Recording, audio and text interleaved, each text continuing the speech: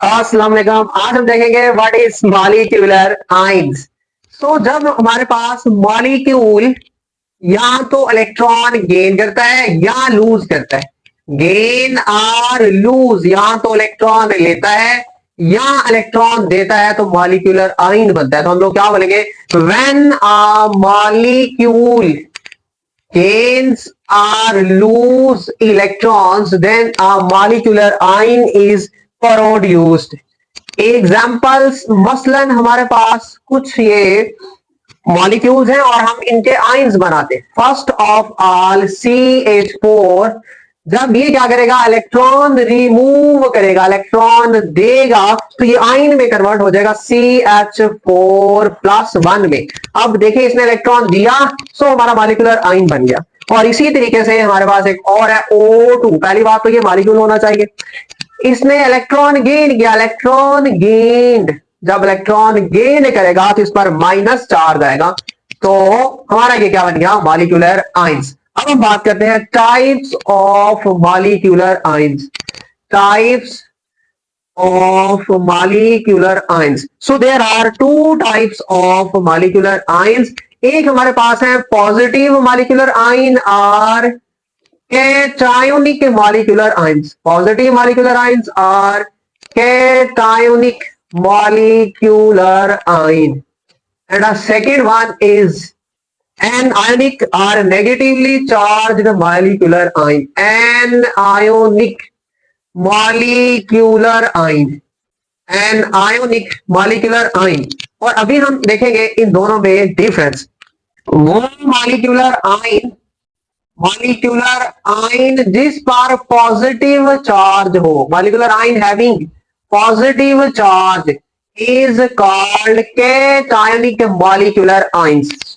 और इधर चलेगा इसका रिवर्स, मॉलिक्यूलर आइन जिस पर हो नेगेटिव चार्ज, मॉलिक्यूलर आइन having negative charge is called anionic molecular ions.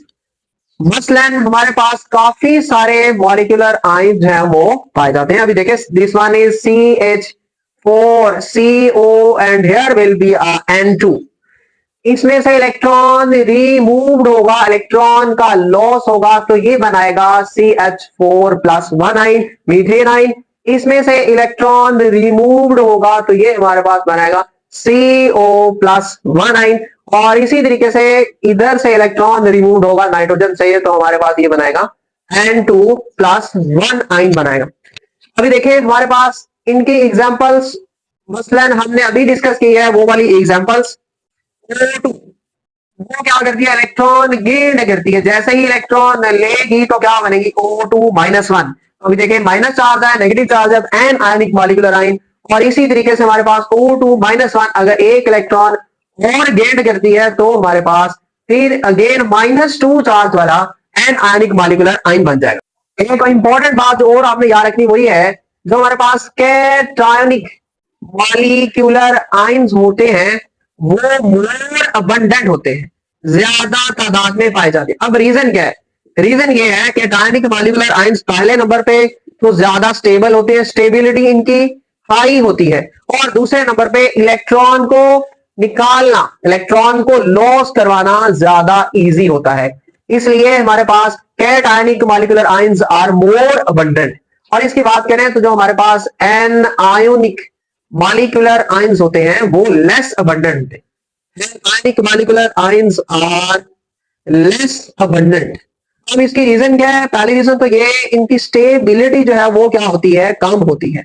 और दूसरा, इलेक्ट्रॉन को अकोमोडेट करवाना, इलेक्ट्रॉन को इंटर करवाना क्या होता है, डिफिकल्ट होता है।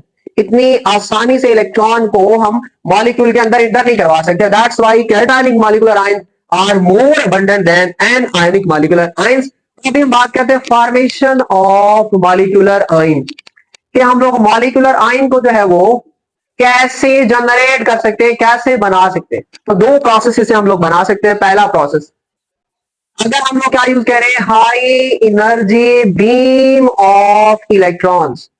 अगर हम लोग क्या करें, ग्रुप ऑफ इलेक्ट्रॉन्स को यूज करें और इनकी काफी ज्यादा हाई एनर्जी हो, और किस तौर पर, एज अल्फा पार्टिकल।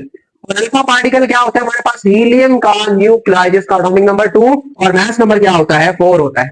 और सेकेंड जो हमारे पास प्रोसेस है बाई पासिंग एक्स रेज, अगर हम क्या करेंगे मॉलिक्यूल में से एक्स रेज को पास करवाएंगे या high energy beam of electrons को एज अल्फा पार्टिकल पास करवाएंगे तो हमारा मॉलिक्यूल किसमें कन्वर्ट हो जाएगा, मॉलिक्यूलर आयन में। जैसे मसलन हमारे पास CH4 है, अब हम क्या करवा रहे हैं यहाँ इस पर एक्स रेज फॉल करवा रहे हैं, यहाँ हम क्या करवा रहे हैं इलेक्ट्रॉन की बीम इस पर फॉल करवा रहे हैं। तो ये किसमें कन्वर्ट हो जाएगा, इलेक्ट्रॉन को एब्जॉर्ब करेगा, एनर्जी को एब्जॉर्ब करेगा, एक्साइटेड होगा, इलेक्ट्रॉन लूज करेगा, रिमूव करेगा और किसमें कन्वर्ट हो जाएगा, मॉलिक्यूलर आयन में जो है वो कन्वर्ट हो जाएगा। अब इसकी इंपॉर्टेंस क्या है, मॉलिक्यूलर आयन बनाने की एप्लीकेशंस क्या है। तो एप्लीकेशन ये है कि जब हम मॉलिक्यूलर आयन को ब्रेक करवाते हैं, मॉलिक्यूलर आयन को ब्रेक करवाते हैं तो हमें मॉलिक्यूलर स्ट्रक्चर के बारे में पता लगता है। हमें मॉलिक्यूल की जो स्ट्रक्चर है उसका आइडिया होता है कि मॉलिक्यूल की जो स्ट्रक्चर है वो कैसी होती है। So this is about what a molecular ion. और इससे नेक्स्ट लेक्चर में हम लोग देखेंगे relative atomic mass. So stay connected with your host channel इल्म डॉट।